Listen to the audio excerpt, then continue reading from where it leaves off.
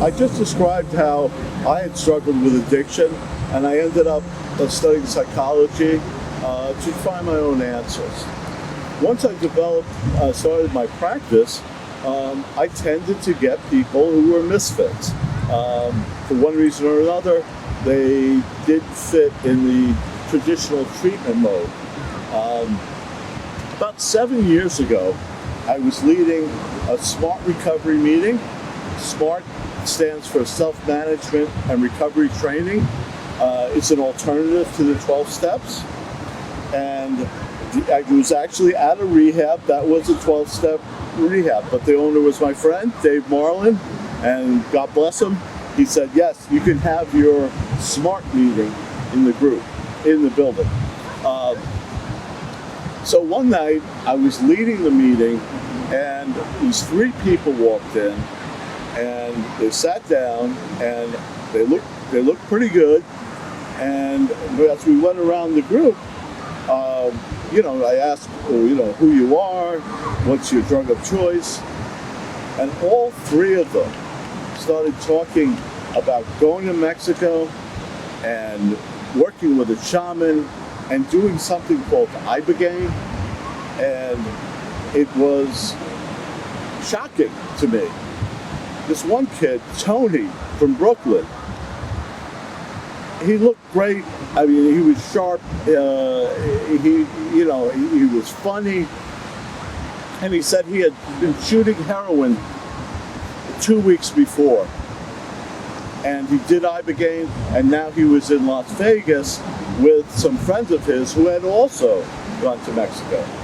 So that was my first introduction to the idea that maybe there's a plant hallucinogen that can be very effective with opiate addiction. Most of these Ibogaine clients, people that had done Ibogaine, could not find a therapist who wanted to work with them. They kept asking me every week. They'd come back, and finally, even though I didn't know anything about Ibogaine, I took them on as clients. And a little later, I'll do a case study for Tony from Brooklyn, and I'll tell you what his treatment issues were. Okay. So, what's Ibogaine? I'm going to read from something so I get it correct. I wish I had this memorized, but I don't. Okay. Ibogaine is a naturally occurring substance that is chemically and pharmacologically complex. Its multifaceted mechanisms of action produce benefits in the treatment of several different conditions that involve neurological repair and the transformation of psychological states. Ibogaine's cumulative physical and psychological effects make it uniquely suited for the treatment of addiction. Okay. So, Ibogaine is a hallucinogen. So if somebody is going to do an Ibogaine detox, which is really a rapid detox, they are prepared in a certain way. Most Ibogaine providers that are ethical and professional, they'll do an assessment over the phone. They'll ask usually for the person to go do some blood work before they come to Mexico, so that when they get to Mexico or to the Bahamas or to Canada, they're an actual appropriate candidate for Ibogaine. Okay?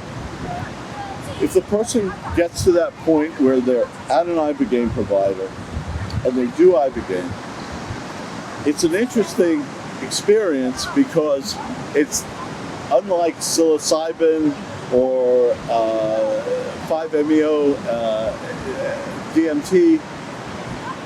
Ibogaine is a harsh, powerful hallucinogen. So people who want a fun, psychedelic Strawberry Fields experience don't get that. What they encounter is what some people call an Iboga God. It's a presence that basically reads the person the riot act and tells them, listen, this is your life. What are you doing? You need to stop and you need to connect with your family, other people. You need to connect with your inner self, okay? Ibogaine has three primary aspects to it. The first part is it's a rapid detox. Someone enters what's called the waking dream state, and during that time they often see snapshots of their life as if they were watching a slideshow, and oftentimes they see significant aspects of their lives that contributed in one way or another to their addictive behavior. Okay? So usually the person is wearing a blindfold, and if they're freaked out about something that happens, something they see, they can just lift the blindfold up and they come out of the psychedelic experience. All right? So they're being detoxed, usually from opiates. The second thing that's happening is, as I said, resolution of trauma. They're actually seeing aspects of their lives, but from a detached perspective, right? One client I had suffered sexual abuse from an uncle, and during his Ibogaine experience, he actually saw his uncle as a young boy being violated. And once he came out of the Ibogaine experience, he had completely forgiven his uncle because he realized his uncle just did what was done to him. Okay? And there are many experiences like that where people see aspects of their lives and people in their lives who are meaningful in one way or another. Okay? The last thing that Ibogaine does is it starts to repair the neurotransmitters and the dopamine receptors that are damaged by opiate use. Okay? This is significant because it usually takes people 3, 6, or 9 months for their brains to begin to rebalance themselves and for them to start to feel like, themselves again. With Ibogaine, within a week, they start to sense that, their brain is working again. Okay, so we're going to take a little break here, and then I'm going to talk about aftercare when we come back.